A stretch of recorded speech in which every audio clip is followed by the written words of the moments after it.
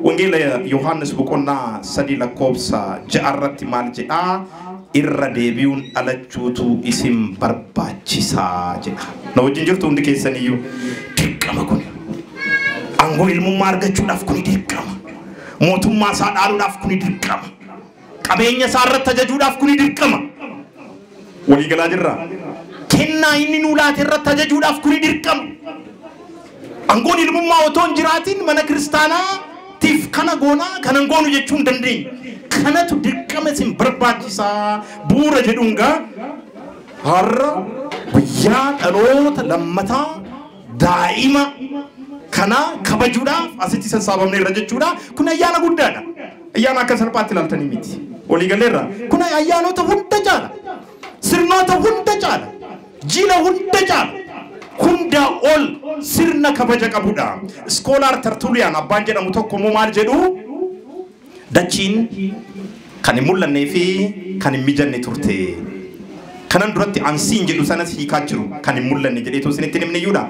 incomplete kaningutam ne jedu kanan sinikases hikachru abankun akkasuma singutam ne kaningutam ne tawshi ifama dachin kanimulla nefi himmijofne akkasuma singutam ne tawshi Namnis alota hara argate qame ebifama intane tanan hanqu tawusa agarsiisa arga jirtu afurri kulkullu irrambulle tanan dachin kanimullanne afurri kulkullu sheen gargarre tanan walabun kanin gutamne kanin mijanne nus afurri kulkullu nurrambulle tanan hirruda hanquda jirra fi jenna male injirru wa mullanu nutti fakkata male okanne jiru Wani fakkeessa jiru itti fakkaata malee dukkana keessa jiru. Waan dhaabbannee jiru itti fakkaata malee itti dhiisaa balloo hin jiru. Giddumaan jirra jettanii yaadina. Gargaarsa hafuura qulqulluuti ka addunyaa kana sochoosuu danda'u. Ilma namaa kan qajeelchuu danda'u. Kanaaf bar Kiristoos Yesuus gara abbaa isaatti nan deema yemmuu jedhu wangeela Yohaannis 14 irratti bar hafuura koo isiniif ergaa. Inni isin qajeelcha. Waan raawwattan isinitti agarsiisa. Kana nama isinitti melle irra caalaadhaan akka isiniif galu godha bu'uura jedhameen duukaa bu'ootarra buleetoo warri sodaataa turan jabaa warri shakkan amanaa warri harkifatan saffisaa ta'anii wangeela maatummaa waaqayyootiif kan of laachuu danda'an fakkeenyaaf har'a qulqulluu Taadiyoos faa kabajnaa oligalaa jira miti qulqulloonni akkaataa kanaa if kennaniitoo akka deemuu danda'an kan isaan dandeessise afura qulqulluudha kanaaf afura qulqulluudhaan ala hundi keenya haquudha gatiin qabnu gatii akka qabaannu yoo barbaanne afura nurra bulee kanaa kabaju guyyaa 40 fi halkan guyyaa 40 fi 80tti afura qulqulluurraa kennaa ilmummaa fudhanne kana haa kabaju afura kana aarsuu hin qabnu afura kana fedhii isaatiin ala deemuu hin qabnu Jalala fi hayyama sa akkamiin guutuu akka qabnu dhagaa scholar Tertullian kan nutti himu ammas akkana jedha bishaan inni duraa ta'ee lammaffaarraa jireenya kennuu kan danda'u isa nu ajeeye bishaan inni duraa ta'ee lammaffaarraa jireenya argamuun isaa nu ajaa'ibsiisuu hin qabu jedha sababni isaas afurri waaqayyoo irra golboobeera waan ta'eef amma namni bishaaniin namni yoo cuqu maala kanuma bishaaniin taphattu jechuu danda'a akkamitti ilmummaan argamaa jechuu dandeessu humna bishaanii miti amma humna afurati kan bishaanicha gatii argisiisuuf amma namni sagalee waaqayyo gaafa dubbattan waa'ee sagalee keessanii waa'ee qaama keessanii waa'ee qallina keessanii waa'ee furdina keessanii waa'ee dhaabbii keessanii yaadataan dogoggoreera humnichi humna afura qulqulluuti mana kiristaanaa kan hoogganu humna afura qulqulluuti al tokko bar namoonni tokko kiristaanummaadhaan akkamitti jiraatan sadarkaa isin jechisiisutti qorumsota hadhaawaa hedduu darbu eenyutu isaan dandeessise afura kaa duukaa bu'oonni akkamitti impaayera roomaa mormuu danda'an akkamiin mankarara sana hunda keessa darbuu danda'an humna kenneef kaa afurri qulqulluu hin danda'amuun maalidha kiristaanummaan Hindandaamuun maalidha naamusni gaariin. Hindandaamuun maalidha jireenya furaa. Furri qulqulluu nama jabeessaa bar. Hindandaamuun maalidha aarii fi gaddarraa baraaramuun ni danda'ama. Furri nu jajjabeessu jira. Hindandaamuun maalidha tajaajila afaan Oromoo gatiin qabu jettanii warri boochan jirtu. Furri maal hojjeta? Inni barnu qajeelcha. Furri qulqulluu maal hojjeta? Inni barnu jabeessa. Furri qulqulluu maalidha? Inni barnu dandeessisa. Furri qulqulluu mana haadha Maariqoos Maariyaamitti duukaa bootaaf bu'ee bar har'as mana kiristaanaa bar ni qajeelcha. Maalidhaa hin danda'amuuni? Maalidhaa shororkaa'uuni? Maalidhaa kirkiruuni? Maaliif hollachuun barbaachise? Ni danda'ama. Ajaa'iba isinitti hin ta'ini. Bishaan qofa miti kan waliin jiru hafuura isaatis. Walaabuu qofa miti kan jiru hafuurri Waaqayyoo ayyaanni Waaqayyoo sirra golbobeera. Nama daddabaa akka kiyyaa qofaa miti kan jiru hafuurri Waaqayyoo tajaajila afaan Oromootirra ni jira. Tajaajila lallabaa wangeelarra ni jira. Ergama duukaa bu'ummaa galmaan ga'uu keessatti hafuurri Waaqayyoo ni jira. Hafuurri duukaa bu'oota wajjiniin jiru ni jira. Nuun bara amantii isaanii hordofaa jirra bar waan biraa baacaa jirra seetanii bar asabsama biraa miti kan haasaa jirru bar. Nuun bar waaqa duukaa bu'ootatu waaqeffachaa jirra bar. Waaqni kun nama waliin dabarsu bar. Waaqni kuni bar dhaloota waliin dabarsu bar. Waaqni kuni bar saba waliin dabarsu bar. Waaqni kuni bar afaan waliin dabarsu bar. Arree fudhii kutannaa maaliif barbaachise ree? Sodaachuun maaliif barbaachise ree? Kirkiruun maaliif barbaachise ree? Waan lakkoofsi xiqqaate fi namni 12 seenaa hojjechuu isaa kitaabni qulqulluun itti himaa bar.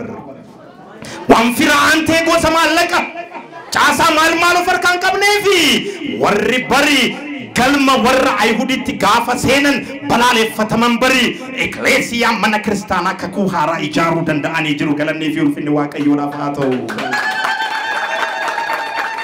Warri Ayhudi biratti tuffatanii sadarkaan hawaasummaa isaanii gadi aanaa ta'e warra qurxummii adamsu warra jedhaman warra qaraxan warra jedhaman warra iddoo hin qabne hayyoota fariisotaa biratti warra iddoo hin qabne beekaa miti warra jedhamanii wallaalaadha jedhamanii to warra tuffataman warra aangoon qabne warra teessoon ulfinaa isaaniif hin laatamne warri balaaleffatamanii seenaa hojjechuu danda'anii jiru. Impaayera Roomaa raasanii jiru. Of tuulummaa Ayhud awwaaluu danda'anii jiru. Galanni Waaqayyoodhaaf haa ta'u. Ammas hafuurri qulqulluun wajjiniin jira. Of tuulummaan Ayhud ni awwaalamaa. Warri Waaqayyoodhaaf garaa isaanii jabeessan mataa isaanii Waaqayyootti jabaatan hundi Waaqayyoof gombifamanii ergama duukaa bu'ummaa mana kiristaanaa hunda biraan ga'uudhaaf sababni ittiin hojjenneef hin jiraatu. Gara abbaa keenya qulqulluu Qeerloosittan isin fida. Saint Cyril of Jerusalem jedhamu akkana jedhu. Akkuma jedhu lagni Yordaanos kan gooftaan itti cuuphame jalqaba wangeelaa taate bishaan walaabuu jalqaba addunyaa taate jedhu. Na wajjin jirtu lagni Yordaanos maal taate jedhu. Lagni Yordaanos maal taate jedhu jalqaba wangeelaa taate.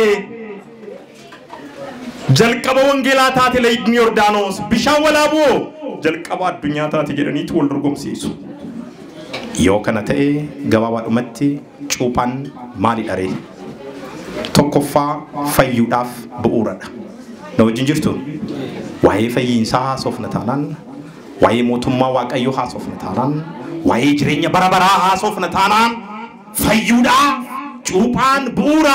Wangeela Maariqoos boqonnaa 16 lakkoofsa 16 irratti maal jedhaa? Kana malee fi kan cuuphame ni fayyaa. Kanaan ala kan ta'e garuu itti murtaa'a. Kanaaf cuuphamuun dirqamadha fayyuudhaaf. Kun hin taane taanaan fayyinsi hin jiru. Dhaloota isa lammaffaa walaabuu irratti daachuu hin dandeenye taanaan fayyinsi hin jiru. Lammaffaa wangeela Yohaannis boqonnaa 3 lakkoofsa 5 irratti maal jedhaa? Namni lammatan dhalanne taanaan mootummaa Waaqayyoo dhaaluu hin danda'u nuun jedhaa. Inni lammataa cuuphaan maalidha yoo jettan lammata dhalachuudha. Amma dhalanneera miti? Lammata dhalachuun ni barbaachisa. Wanni dulloome ni jira. Wanni babbade ni jira. Wanni dogoggora Addaamii fi Heewaaniin jallate ni jira. Inni qajeeluu qaba. Sirrachuu qaba. Inni dulloome suni haaromuu qaba. Inni du'e suni jiraataa ta'uu qaba. Kanaafi da wangeela Yohaannis boqonnaa 3 lakkoofsa 5 irratti lammata dhalachuun akka isa barbaachisu Niqoodimoositti gooftaan Yesuus Kiristoos kan inni himu. Inni arfaffaaf inni dhumaa cuuphaan Kiristoos waliin tokkoomudha. Kiristoositti ni amanne yoo jenne malli isa waliin itti tokkoomnu cuuphamuudha. Roomee boqonnaa 6 lakkoofsa 34 irratti maal jedhaa? Kiristoos Yesuus waliin tokko ta'uudhaaf kan cuuphamne hundi du'a isaa waliin tokkoomuuf akka cuuphamne hin beektanii. Yoo cuuphamnu bari aiskreemii arraabuudhaaf se'inaa du'a isaa waliinis tokko ta'uudhaaf. Yoo cuuphamnu bari akka feenetti nutti tolee bashaqnee jiraachuudhaaf miti fedhiif dhandhama addunyaa kanarraayis fagaachuudhaaf. Yoo cuuphamnu bari dhugaa agarree akkanatti dugdalaannee fi bira darbuudhaaf otoo hin ta'in dhugaadhaaf morma keenya kennuudhaaf. Kanaaf kirrii morma irratti nu hidhamaa jira. Yoo cuuphamnu bar haqaaf of dabarsinee laachuudhaaf. Yoo cuuphamnu bar soomaaf kadhannaadhaan jiraachuudhaaf. Malee akkanumaan kirrii morma irratti hidhatanii deemuudhaaf miti. Dhaadannoodhaafis miti. Ani sanyii ebaluuti, ani warra ebaluuti, ani akkasiin jechuudhaaf miti. Maaliidhaaf uummata Waaqayyoof baanee bu'uudhaaf, kufnee dhangala'uudhaaf, cabnee dhangala'uudhaaf, miidhaawwan mankarara hedduu keessa darbine wangeelli hunda bira akka ga'u lallabuudhaaf, gatii wangeelaaf barbaachisu hundayyuu takka lama jennee kanfaluudhaafi. Kanaaf kiristaana jedhamnee bar waan biraati alif qoramne kan jedhu yoo jiraate maal taatanii Kiristoos waliin du'uudhaaf cuuphamnee bar. Waan kiristaana ta'eef maaf akkana ta'a? Tajaajilli maaf akkana ta'a? Manni kiristaanaa maaf akkana taati? Kan jedhu yoo jiraate no kan cuuphamne Kiristoos wajjiniin du'uudhaaf waan ta'eef nu ajaa'ibuu hin qabu jechuudha. Egaa akkaataa kanaan daa'imni walaaburraa yoo dhalate booda warrarraa maaltu eegama kan jedhu gabaabsinee ilaalleetu xumurra. Efesoon 6:4 irratti maal jedhaa? Ijoollee keessan ajaja Waaqayyoo fi gorsaan guddisaa jedha. Amma lammata dhalanneef. Erga lammata dhalannee booda warri fi manni kiristaanaa, abbootiin mana kiristaanaa maaltu irraa eegamaa yoo jenne ijoollee keenya ajajaa fi gorsa Waaqayyootiin guddisuudha. Fiilmii warra lixaatiin miti. Fedhii addunyaa kanaatiin miti. Mul'ata addunyaa kanaatiin miti. Baacoo addunyaa, baaltii addunyaa kanaatiin miti daa'imman kan guddachuu qabani. Daa'imman cukkoo qofa miti kan nyaatanii guddatanii. Daa'imman aannan qofa miti kan ginniibanii guddatanii. Daa'imman waan fooniif mijatu qofa miti kan argatanii to guddachuu qaban.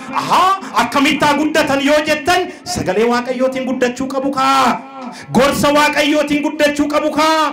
Ajaja Waaqayyoo dhaga'anii to guddachuu qabu. Mee ijoollee keenyaaf maal hawwinaa? Mootummaa Waaqayyoo akka dhaalan dhuguma hawwinaa fi moo paayilatii qofa akka ta'an barbaanna? Ijoolleen keenya ergamoota Waaqayyoo qofa dhiifama ergamoota Waaqayyoo akka ta'an ni barbaanna moo dooktara qofa akka ta'an barbaanna? Injiinara qofa akka ta'an barbaanna moo lubas akka ta'an ni barbaanna? Luba yoo jennu luba dhugaadhaaf morma isaa kennu jechuu kooti.